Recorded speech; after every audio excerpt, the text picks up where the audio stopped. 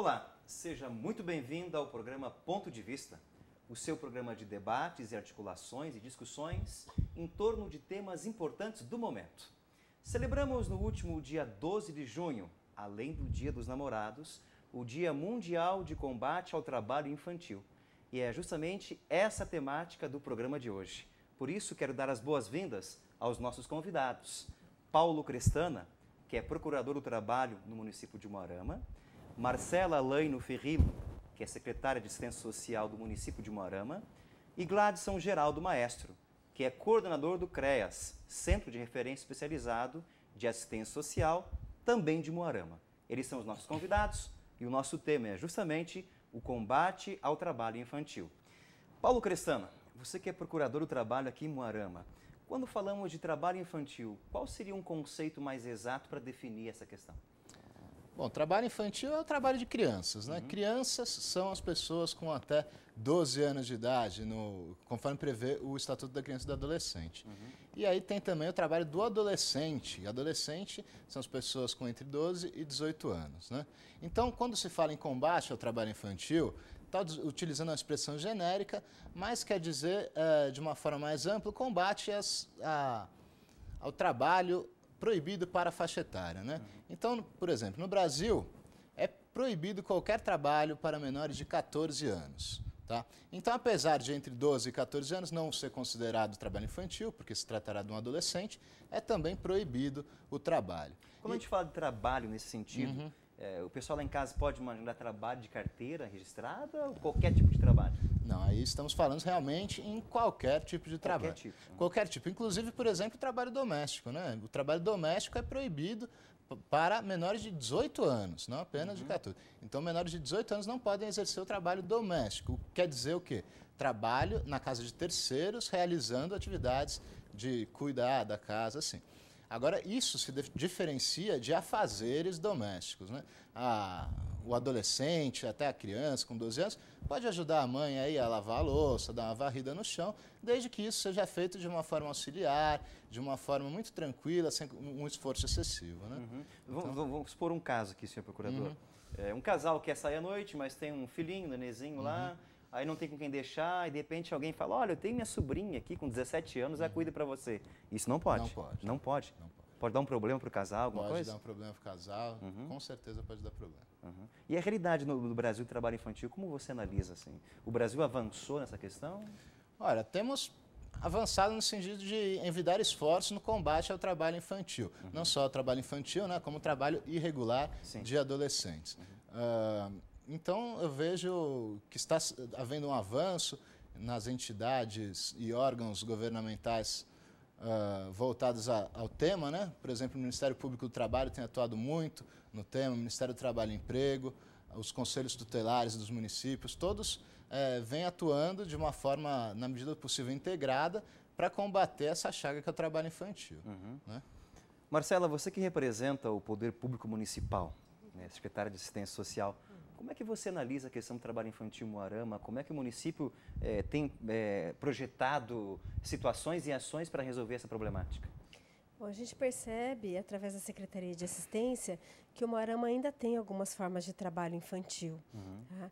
A gente não tem trabalhos insalubres que venham comprometer a vida desse adolescente, mas a gente ainda tem algumas situações de trabalho. O que é mais comum na nossa região e em Umuarama, especificamente, são os trabalhos dentro da própria família. Então, assim, pessoas que têm um comércio e aí tem um adolescente trabalhando junto, ou tem um carrinho de lanche, ou um feirante. Essas são as situações mais comuns. Isso é proibido? Sim, é um trabalho infantil. Se ele tiver a responsabilidade, por exemplo, de carregar peso e ficar comercializando, manuseando dinheiro, é um trabalho.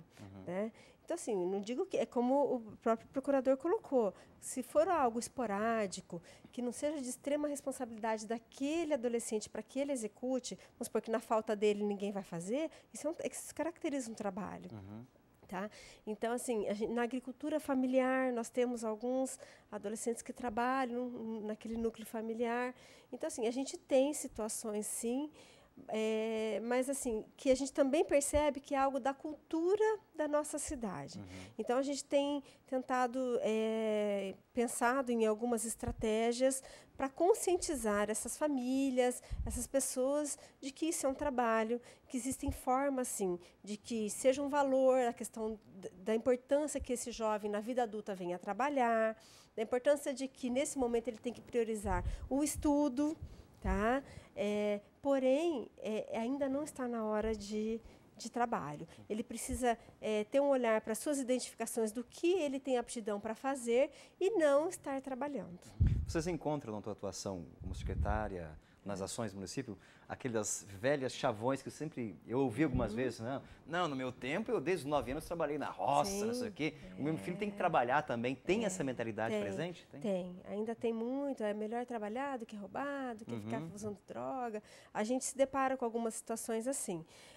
A gente já avançou muito. Antigamente, em Umuarama, nós tínhamos engraxates, que eram adolescentes, era um grupo muito grande, passava de 30 adolescentes que engraxavam pela cidade. Hoje a gente não tem mais isso. Então, isso também é fruto do avanço das políticas públicas, da atuação do Ministério Público do Trabalho. Então, assim, a gente vai percebendo que, conforme a legislação vai chegando ao acesso às pessoas, a gente deixa de errar menos. Né? Então, a gente sabe que nós temos um grande desafio. O primeiro de fazer a lei ser cumprida. E o segundo é de conseguirmos mudar uma cultura. Por quê? Até então, qual o problema de uma criança trabalhar no seu núcleo familiar? Né? Do ponto de vista da família, nenhum, porque ele está cuidado. Não é? Então, assim, para a gente é um desafio, sim. Um outro desafio também é identificar, porque todas as vezes que a gente vai para ter o acesso de quem são esses adolescentes, as famílias muitas vezes negam, camuflam, dizem que não, que ele só estava ali naquele momento, mas que normalmente ele não está. Né? E uma outra questão, quando a gente coloca da proibição do trabalho, é porque a criança e o adolescente, eles estão numa fase de desenvolvimento onde eles precisam estudar e desenvolver outras potencialidades, como acesso à cultura, à recreação, ao lazer, e não ao trabalho. O trabalho fica para a vida adulta. Sim. Gladys, você que trabalha no CREAS, né, o Centro de Referência e Especialidade de Ciência Social, como é que você analisa, estando atuando nessa posição, que ainda é necessário um dia de combate ao trabalho infantil? Isso quer dizer que está presente na sociedade essa discussão ainda e tem que ser modificada. Sim, são situações que ocorrem ainda, né? E datas como essas se referem para lembrar realmente do combate que deve ser realizado, momentos de campanhas de divulgação para que as pessoas passem a conhecer a respeito desse tema, né? E realmente combater toda forma de trabalho infantil, o trabalho irregular, né? O trabalho de crianças e adolescentes de forma irregular. Né? O que se pretende não é que o adolescente não venha desempenhar nenhuma atividade laborativa, mas que essa atividade seja regulamentada, como na forma da aprendizagem e as formas possíveis do trabalho de adolescentes, né? Trabalhos que não exponham a nenhum tipo de risco, nenhuma conduta, nada que seja perigoso, insalubre. Então, isso tem que ser observado, tem que ser respeitado. Né? A criança e o adolescente, o Estatuto da Criança e do Adolescente traz a doutrina da proteção integral. Então, todos têm que ter o olhar voltado à proteção realmente da relação também de trabalho desse adolescente que está inserido já nesse mercado, de que forma que ele foi inserido, né? Se isso está regular ou não, e que nós temos que realmente lembrar datas como essa para lembrar realmente realizar outras campanhas, ações de conscientização da população de modo geral. Paulo, suponhamos que uma empresa, um mercadinho pequeno, contrate um menino de 13 anos para trabalhar. Não é parente, não é nada, mas o dono do mercado contratou isso. Que penalidades ele pode sofrer? Bom, a gente se depara com esses casos com uma frequência relativamente grande, né?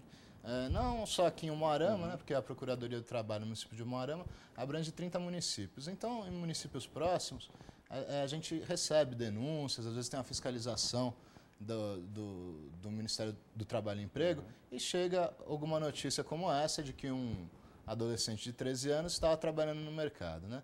Então, a primeira providência do Ministério Público, nesse caso, seria instaurar uma investigação para ver se isso realmente ocorreu e, sendo constatado que ocorreu, propor à empresa a assinatura de um termo de ajustamento de conduta que é um instrumento pelo qual ela se compromete a não mais incidir nessa irregularidade sob pena de multa.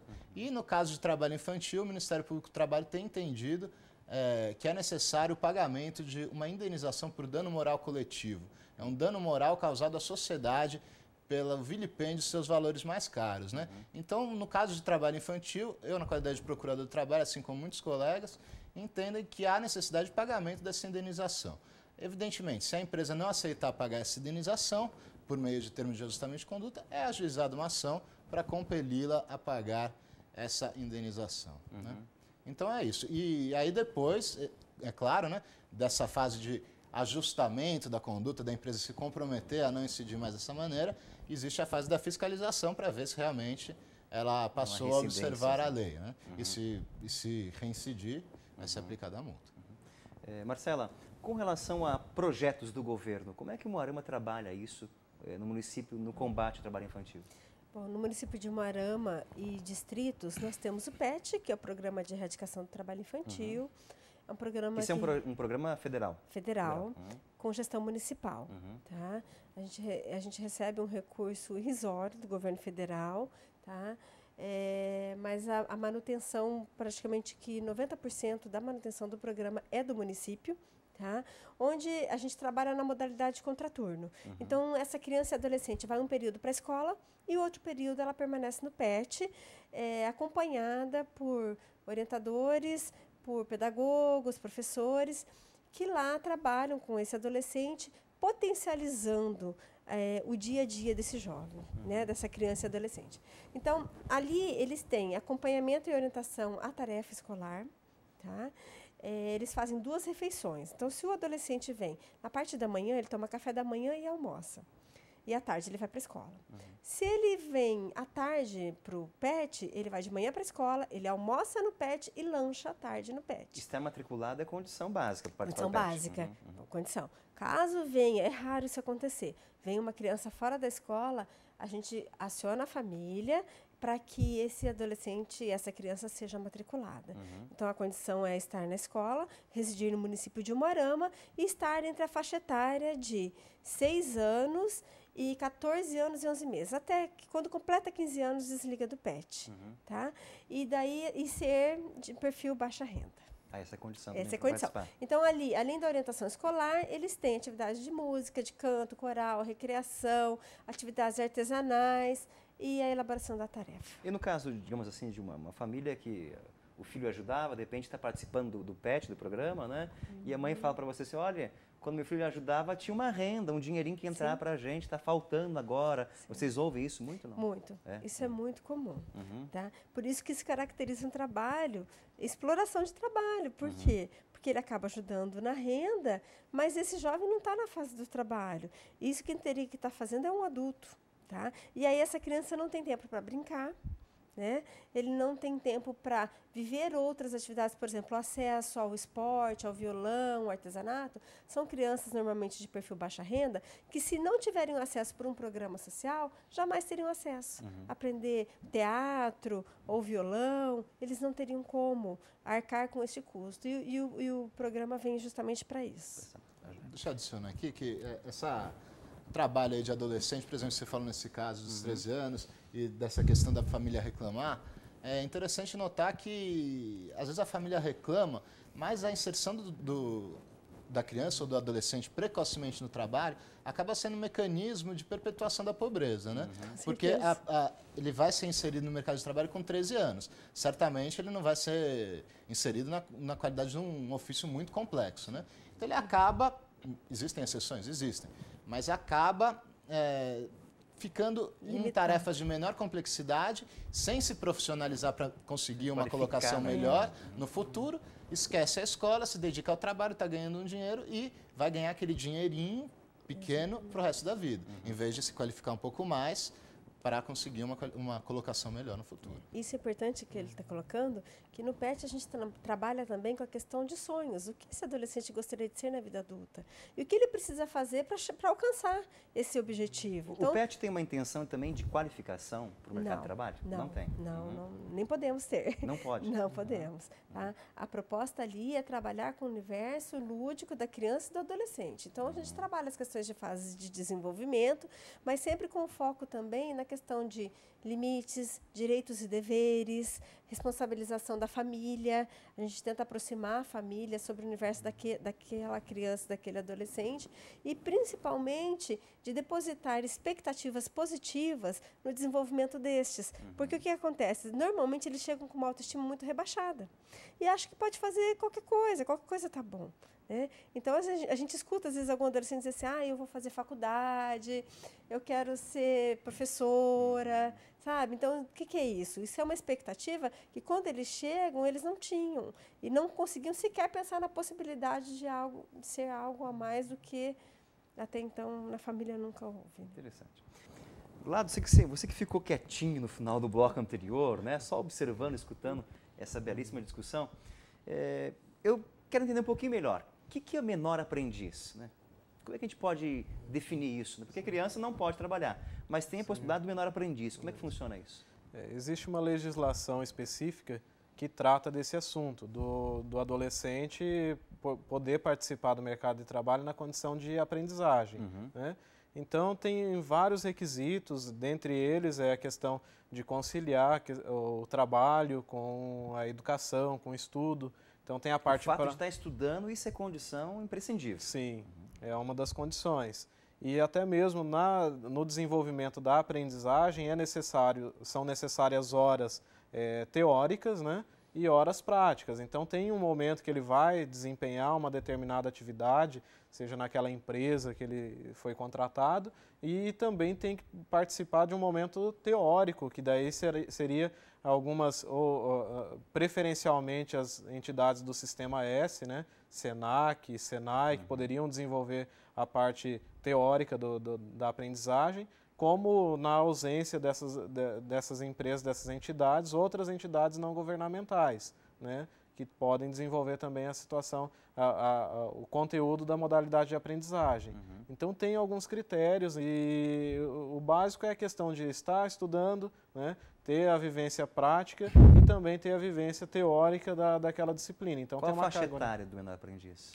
O aprendiz ele vai dos 14 anos, podendo chegar até os 24 anos. 24? Isso. Então, é uma faixa etária maior, né? Então, não somente o adolescente, mas como o jovem também pode ser incluído nesse programa, porque alguns trabalhos são considerados como penosos, insalubres, e o adolescente ele não pode participar de forma alguma, mesmo que na condição de aprendiz. Então, para situações como essas, aí os jovens ali, a partir dos 18 anos até os 24 anos, poderiam entrar e ingressar nessa modalidade de aprendizagem. Né? Paulo, me explica. Posso só complementar Por favor. alguns pontos aqui? Uma coisa interessante que ficou um pouco... faltou esclarecer no bloco anterior é o seguinte: trabalho de aprendiz é permitido a partir dos 14 anos até os 24. Né? A única hipótese prevista na legislação de menor de 16 anos é do aprendiz. Né? Então, entre 14 e 16 anos, só pode trabalhar na condição de aprendiz. Só isso. Né?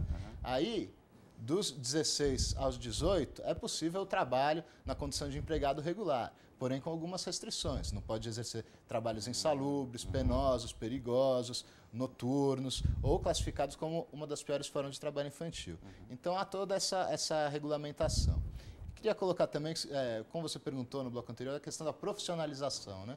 A aprendizagem se encaixa justamente nesse tema, profissionalização do adolescente para conseguir uma melhor colocação no mercado de trabalho. Né? Então, ao final do curso do projeto de aprendizagem, que tem duração máxima de 2 anos, ele vai receber um certificado, ele vai ter passado por um período que ele, além de trabalhar na prática, ele percebe como aquele trabalho funciona teoricamente. Né? Ele vai ter aula de matemática, de português, de informática, de relações interpessoais.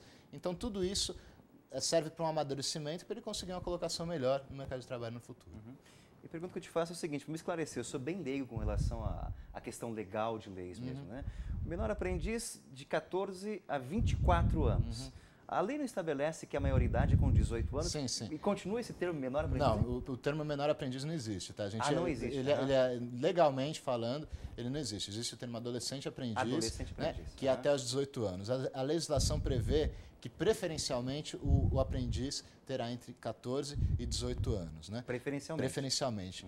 Uma mudança legislativa, se eu não me engano, de 2008, postergou o final do contrato de aprendizagem até 24. Porque até então só podia ser aprendiz até os 18. Daí que veio o termo menor aprendiz, que se difundiu na sociedade. Então, a partir, se eu não me engano, de 2008, foi possível aprendiz com entre 18 e 24 anos. Justamente para atender, por exemplo, essas empresas que têm um ambiente 100% insalubre. Né? Aí não pode ter menor de 18 anos, teria que ter o maior, digamos assim, o maior aprendiz, o jovem aprendiz, que entre 18 e 24, o termo legal é jovem. Né? Então, o jovem aprendiz.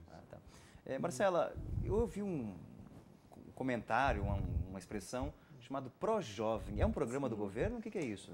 Nós temos o ProJovem, também é um programa idealizado teoricamente pelo governo federal, do qual a gente também tem cofinanciamento federal, mas com gestão municipal. Sim. Então, os municípios têm que gestar tudo. Né? A execução é do município, porém a gente segue as diretrizes do governo federal. Tá? E ele trabalha com a faixa etária de 15 a 17 anos e 11 meses. Tá? Específico para isso. Específico para essa faixa etária, adolescentes que residam no município de Marama e distritos, com perfil Bolsa Família. Então, perfil baixa renda, que tenham essa faixa etária. E, assim, num primeiro momento, ele não precisa estar estudando. Não é obrigatório? Num primeiro momento, não. Porém, a gente vai fazer todo um trabalho de conscientização e retorno desse jovem para a escolarização. Que diferença tem o ProJovem do PET?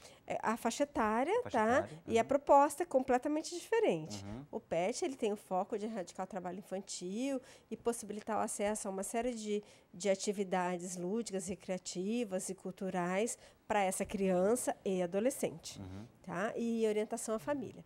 Já o ProJovem, ele tem um foco de preparar esse adolescente para o mundo do trabalho. Então, a gente trabalha por eixos, tá? Onde a gente trabalha legislação, saúde, educação, cultura, desperta a consciência desse jovem, a importância dele participar na sua comunidade como uma liderança e um agente que pode pensar e propor na sua comunidade. É muito focado para isso, para despertar uma liderança local. A gente trabalha a necessidade deles compreenderem que para toda ação tem uma reação.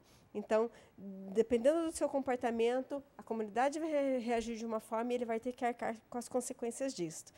E a gente também prepara esse jovem para o mundo do trabalho. Quando a gente fala sobre as escolhas profissionais, como se vestir, como se portar numa entrevista de primeiro emprego, a gente até oferta alguns mini cursos com carga horária bem reduzida para que eles tenham uma noção como, por exemplo, assim, arquivamento, escritório, atender um telefone, uma coisa breve, porém esse não é o foco do projeto. Então, a gente leva eles para conhecer indústrias, diferentes áreas de atuação que esses jovens poderão ter quando tiverem idade para o trabalho.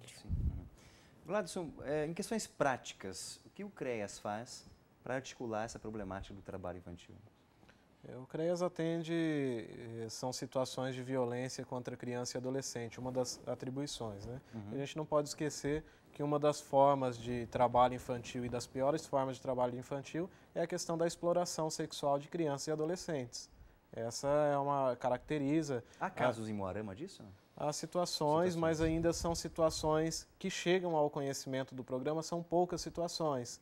E podem ser que existam mais casos, então é necessário realmente uma mobilização da sociedade no sentido realmente de combater, para que isso não caia realmente no esquecimento ou que vire uma rotina na cidade. Né?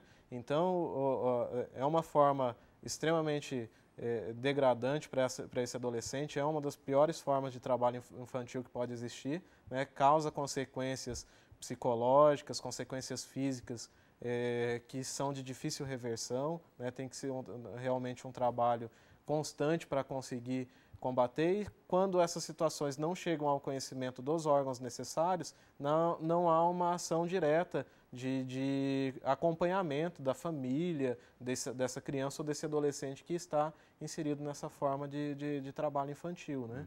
Então é necessário realmente a questão da denúncia. Então o CREAS faz todo o acompanhamento. Quando essa situação chega até o programa, então realizam acompanhamento psicossocial, orientação jurídica, quais os aspectos legais que podem implicar a questão daquele que foi o agressor ou daqueles que são os agressores, né, na responsabilização mesmo em relação à conduta que foi praticada contra aquela criança ou contra aquele adolescente. Se eu souber de alguma situação que está ocorrendo um trabalho infantil, qual deve ser o meu procedimento? Eu devo comunicar a quem? Aqui em Moarama, você pode comunicar ao Ministério Público do Trabalho, aqui em Moarama como em qualquer lugar, né? O Ministério Público do Trabalho, nas cidades onde a Gerência Regional do Trabalho e Emprego, ou Superintendência Regional do Trabalho e Emprego, comunicar esses órgãos, ao próprio Conselho Tutelar é possível comunicar, né? Ao CREAS pode ser comunicado também? O CREAS pode sim. O mais próprio eu acho que seria o Conselho Tutelar, né? Mas aí o CREAS comunica com o Conselho Tutelar, né? E em casos havendo, assim, por exemplo, violência sexual, alguma coisa assim, o Ministério Público Estadual também para intervir nessa questão criminal, né? Gente, eu agradeço muitíssimo a presença de vocês, o tempo realmente aqui é ingrato, passa muito rápido, né? Pela oportunidade de partilhar com a gente conhecimento e trazer à tona essa discussão que é muito séria e tem que ser levada com seriedade para a sociedade. Obrigado, Paulo, Marcela, Gladson. Num outro momento a gente pode se encontrar para discutir mais questões sobre essa problemática. Com certeza. A você em casa, muito obrigado pela sua audiência, um forte abraço e até o próximo programa.